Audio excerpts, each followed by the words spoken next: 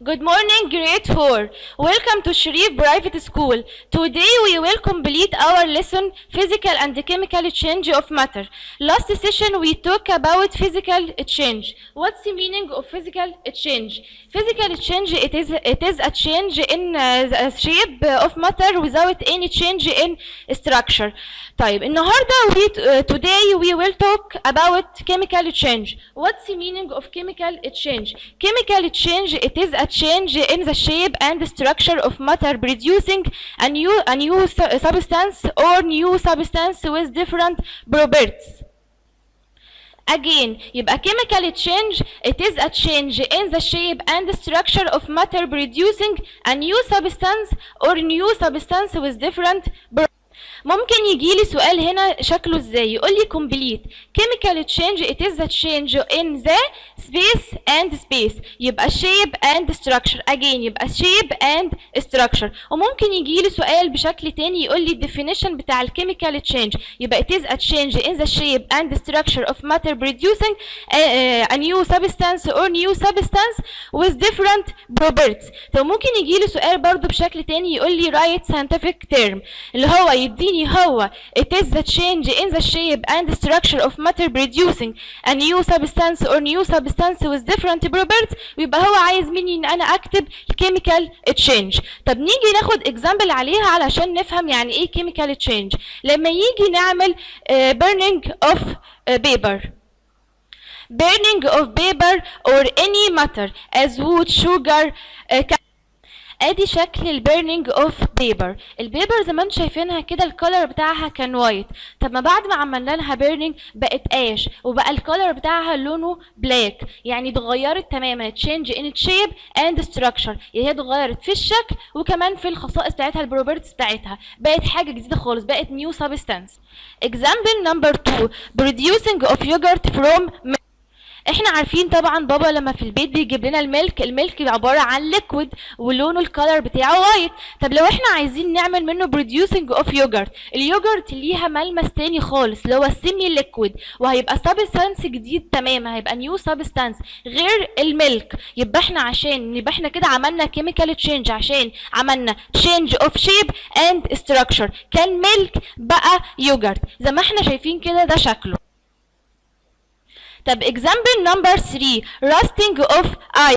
زي ما احنا شايفين كده rusting of iron. لما يبقى عندنا في البيت بابا جايب نايل، النيل دوت عباره عن ايه؟ يبقى لونه سيلفر وبيبقى كمان بيلمع كده، بيبقى شكله حلو قوي. طب لو هو جه عليه ووتر، الووتر دوت وبعد كده حطيناه في الاير فور 3 دايز او فور 4 دايز وجينا شفناه بعد كده، هنلاقي عليه طبقه، يعني بقت متكونه عليه طبقه لونها براون. طب الطبقه دي اتكونت ازاي او من ايه؟ اتكونت عشان عملت راستنج اوف ايرون، يبقى formation of brittle brown layer. طب example number 3 اللي هو digestion of food عبارة عن ايه؟ بابا لما بيجيب لنا الميل بتبقى لارج وكاملة على بعضها وما تبقاش فيها اي حاجة. طب لما نيجي نعمل لها digestion of food بيحصل لها ايه؟ تعالوا نشوف شكل الصورة معانا. زي ما احنا شايفين كده digestion of food ما بيحصل له بيبقى عبارة عن small things وليكويد وسبستانس ونيو سبستانس جديدة، وعندنا ويست وعندنا حاجات كتير زي ما احنا شايفين خلال الصورة. طب نيجي على example number 5 اللي هو addition of yeast to pastry and making bread or cake. لما ماما بتيجي بتجيب الكومبوننت بتاعتنا اللي هي الايج اند فلاور عشان تعمل الكيك، يبقى احنا دلوقتي عندنا كومبوننت egg and flour، عندنا 2 أو 3 على حسب الكمية اللي ماما بتعملها. طيب وبعدين عشان نجيب الكيك، يبقى احنا دلوقتي عملنا لها chemical change. ليه؟ لأن هي كان داخلة كومبوننت مثلا 1 أو 2 أو 3، وبعد كده طلعت لنا مكون واحد بس، كومبوننت واحد بس اللي هو الكيك. طب اللي هو يبقى احنا كده عملنا لها chemical change. ليه؟ لأن احنا كده غيرنا change in the shape and structure وطلعت لنا كومبوننت واحد اللي هو الكيك. ومعانا example number 6 اللي هو عبارة عن root and fermentation of fruit، اللي هو مثلا عندنا في البيت بنانا or apple or orange. طيب وماما مثلا ادتنا قالت لنا كلوها، بعدين احنا نسينا وسبناها for a period of time say for days 5 days وجينا عشان نشوفها افتكرنا فجينا نشوف شكلها بقى عامل ازاي. زي ما احنا شايفين دلوقتي شكل الاورنج بقى عامل ازاي. ايه اللي حصل له؟ formation of brittle green layer. ايه اللي حصل له؟ اتكون عليه layer of green زي ما احنا شايفين كده الشكل دوت اللي هو عبارة عن fermentation اللي هو حصل له fermentation. طب معانا الاكزامبل نمبر 7 اللي هو عبارة عن ايه؟ اللي هو adding sodium bicarbonate to vinegar. تعالوا نشوف مع بعض شكل البيكنج صودا اللي هي بتبقى عندنا كلنا في البيت اللي ماما بتستخدمها في اي حاجة. زي ما احنا شايفين كده ده شكل البيكنج صودا. يبقى نشوف دلوقتي لما نعمل adding sodium bicarbonate to vinegar هيبقى شكلها عامل ازاي. تعالوا نشوف الصورة. ادي شكل الصورة معانا اهيت بعد ما عملنا adding sodium bicarbonate to vinegar بقى ده شكلها معانا. تعالوا دلوقتي نعمل ريفيجن سريع كده اللي هو عبارة الديفينيشن بتاع الكيميكال تشينج. زي ما احنا قلنا it is a change in the shape and structure of matter producing a new substance or new substance with different properties. طب ممكن يجيلي برضو سؤال ويقول لي complete اللي هو chemical change. ايه الاكزامبل بتاعها؟ نمبر 1 زي ما احنا قلنا burning of any matter as wood, sugar, paper, candle. طب نمبر 2 producing of yogurt from milk. نمبر 3 rusting of iron. Number 4 digestion of food. Number 5 adding sodium bicarbonate to vinegar. Number 6 addition of yeast to pastry. Number 7 rot and fermentation of fruits. وممكن يجيلي سؤال برضو بشكل هو both true and false. طيب يقول لي ايه؟ rusting of iron doesn't change the structure of iron. يبقى طبعا false. ليه؟ لان احنا عارفين ان في الاكزامبل بتاعه الكيميكال تشينج كانت rusting of iron اللي هو change in shape and structure of iron. لكن هنا بيسألني السؤال بيقول لي rusting of iron doesn't change the structure of iron يبقى wrong. احنا دلوقتي اخدنا الاكزامبلز بتاعتنا ودلوقتي هنعمل اكتيفيتي على كل اكزامبل عشان نعمل بروف للكيميكال تشينج. اول اكتيفيتي معانا اللي هو to show that burning of sugar is a chemical change. طيب اول حاجه بنعملها ازاي؟ اللي هو عندنا ستيب نمبر 1 اللي هو heat an amount of sugar in a crucible that then test it after cooling. طيب الobservation بتاعتنا هتبقى عبارة عن ايه؟ يبقى sugar changed into a brown substance that loses its sweet taste by heating. The brown substance can't be returned back to the sweet white sugar after cooling. يبقى نشوف فيديو عشان نفهم اكتر الاكتيفيتي بتاعتنا ونشوف ان هو proof chemical change. تعالوا نشوف الفيديو معانا. هو زي ما احنا شايفين هو بيجهز الفريم معانا. جاب فاير اهو وجاب amount of sugar وحطها في تيست تيوب وبيعمل لها زي ما احنا شايفين دلوقتي burning. هنشوف دلوقتي هنلاحظ ايه الاوبزرفيشن بتاعنا هيبقى شكله ايه دلوقتي. زي ما احنا شايفين كده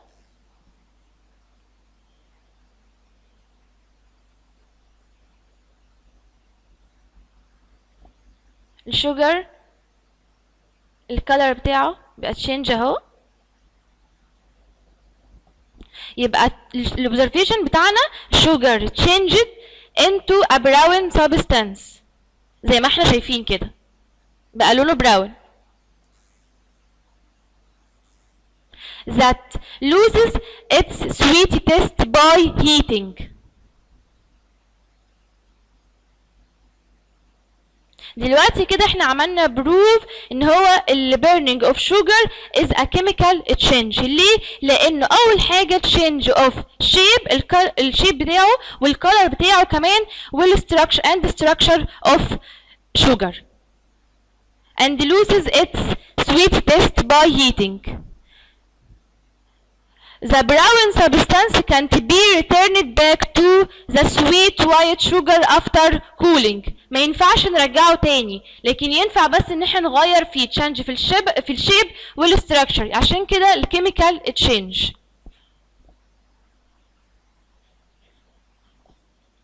طب ايه هو الكونكلوجن بتاعنا اللي هو burning of sugar is a chemical changed as the shape and structure of sugar changed by heating. زي ما احنا شايفين.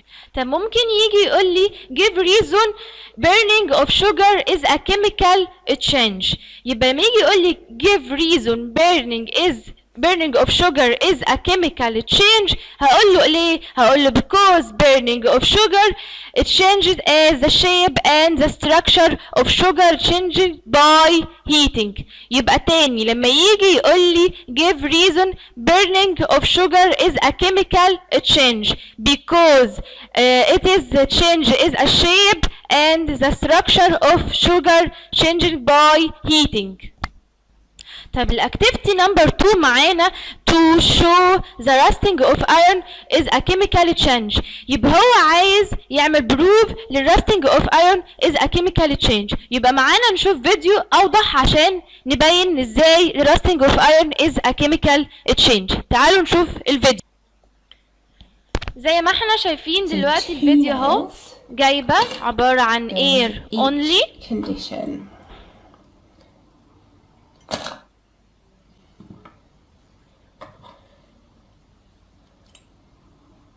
وجايبه water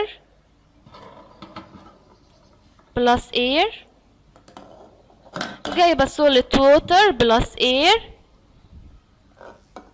وجايبه water only. And I'm going to leave these here for a few months. I'll check back in periodically with them to see what is happening and then I'll show you. طب الاكتيفيتي نمبر 2 معانا اللي هي to show that rusting of iron is a chemical change، اللي هو بيوضح لي او بيعمل لي بروف ان rusting of iron is a chemical change. عندنا الستيب بتاعتنا اللي هو expose a piece of cleaning iron wire to wet air. الكلينج ايرون واير اللي ماما بتستخدمه معانا في البيت وطبعا كلنا عارفينه، بيقول لك حطه في الووتر بلس air for a period of time then examine it by a magnifying lens. طب الاوبزرفيشن بتاعتنا كانت عليها عباره عن ايه؟ هيحصل لها ايه؟ هيحصل لها formation of a brittle brown layer on the iron wire. يبقى on the iron wire. طيب تعالوا نشوف الفيديو اوضح علشان يوضح لنا اكتر الشكل هيبقى عباره عن ايه او اللي هيحصل rusting of iron ازاي. تعالوا معانا نشوف الفيديو. الفيديو اهو زي ما احنا شايفين. اول حاجه عملت air only drying air water plus air solid water and air واخر حاجة قالت water only. Here for a few months. I'll check back in periodically with them to see what is happening and then I'll show you the results right at the end. So day 1 and we can see that the air and the drying agent look pretty clean, but the one in salt water and the one in water have already started to go quite rusty. This is quite a surprise. I didn't think they would go rusty this quickly. And then the one over here in oil and water, you can see that smell, maybe, but maybe not. So you can see that the one here in salt water is really starting to go quite rusty, whereas the galvanised nail in there as well isn't. Day 2 of our experiment, and you can see that the nail in air is starting to go a little bit rusty, maybe a little bit down the bottom there. The air in the drying agent looks clean and shiny. In salt water it looks, well, pretty manky now, and again in water it's starting to go rusty. The one over here in water only looks pretty clean, maybe a few little bits in there, but nothing compared to these two over here. Here are my nails. It's been a few months now. You can see the air one is looking a little bit tarnished, the drying agent looking very shiny. The salt water and air, that is just full of rust. The water and air is looking a little bit manky, and then the water only is looking okay over there. I'm going to get those out and show them to you all properly. So here are the results. You can see with our air only, the iron nail is looking pretty good. I was hoping this one would go actually quite rusty, but I guess my set isn't very humid. And then the galvanized nail next to it looks perfect. The drying agent again looks pretty good, and then the galvanized nail next to it, basically no rust on there at all. Now here we have the salt water and air. You can see this now looks pretty bad. Both of these nails شايفين look الراستنج pretty اوف ايرون bad. عامل ازاي؟ There is rust all over them. You can see that the paper that I've tried to get it out, it is covered in rust. And if you remember back to what the jar looked like, what the bottle looked like, it was full of rusty bits. Here we have water only, and you can see this is just full of rust. Now with the water that I boiled to remove the air only. and then put the oil on top so that no air could re-dissolve in it, you can see this doesn't look too bad. It's a little bit manky, but I think that's probably because it's been sitting in water and oil for a couple of months, but it's not really rusted. If we just go back over here, we look at the galvanized nail, we can see this actually looks pretty good. It's a little bit manky, but it's not as bad as this nail here, which is really, really horrible and rusted. So from our results, we can say that the two things we need for rusting to occur are water and air. So the equation is iron plus water الكيميكال plus رياكشن oxygen اللي turns into حصلت اللي هو iron الايرون oxide. بلس Now, this الووتر iron بلس oxide الاكسجين is this حصل له ايه؟ like حصل له ايرون red, اوكسايد اللي هو زي راستنج اوف ايرون اللي هو حصل له brown, صدى. flaky thing that you see around the side. And a common question in exams is about increasing mass. Now whatever we have over this side of the equation, we have to have over this side of the equation. So iron oxide is going to have a higher mass than the iron before it because it's taken on board some of the oxygen, some of the water that has caused طب it. ايه الكونكلوجن على الاكتيفيتي دي اللي هو rusting of iron is a chemical change as the shape and the structure of the cleaning iron while change when it is exposed to wet air. يبقى هو حصل له rusting of iron حصل له chemical change. طب لو جه قال لي give reason rusting of iron is a chemical change هقول because the chemical change as the shape and the structure of the cleaning iron wire change when it is exposed to wet air. اخر activity معانا اللي هي to show that adding sodium bicarbonate to vinegar is a chemical change. زي ما احنا شفنا شكل البيكنج صودا زي ما انا وريتها لكم قبل كده. طيب دلوقتي الستيب بتاعتنا اللي هو ايه؟ اللي هو add an amount of sodium bicarbonate to a bottle continuous small amount of vinegar. Put a balloon at the opening of the bottle quickly. ايه اللي هيحصل بقى؟ ايه الاوبزرفيشن بتاعتها؟ يبقى the balloon is swelling due to the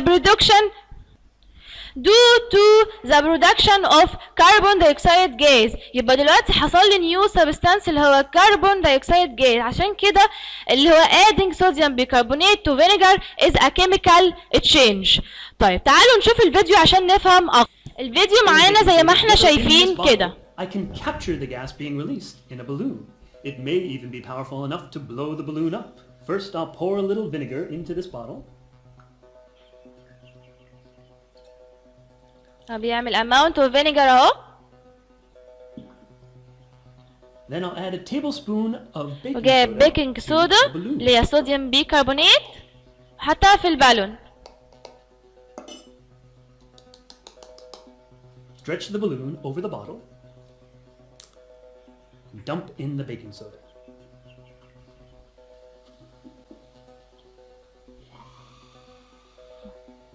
شفتوا الاوبزرفيشن بتاعنا ايه اللي حصل؟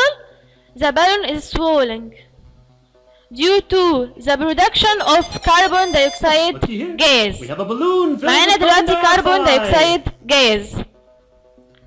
What do I do with a balloon filled with carbon dioxide? I guess we could feed it to some plants so they can do photosynthesis, but we'll talk about that another day.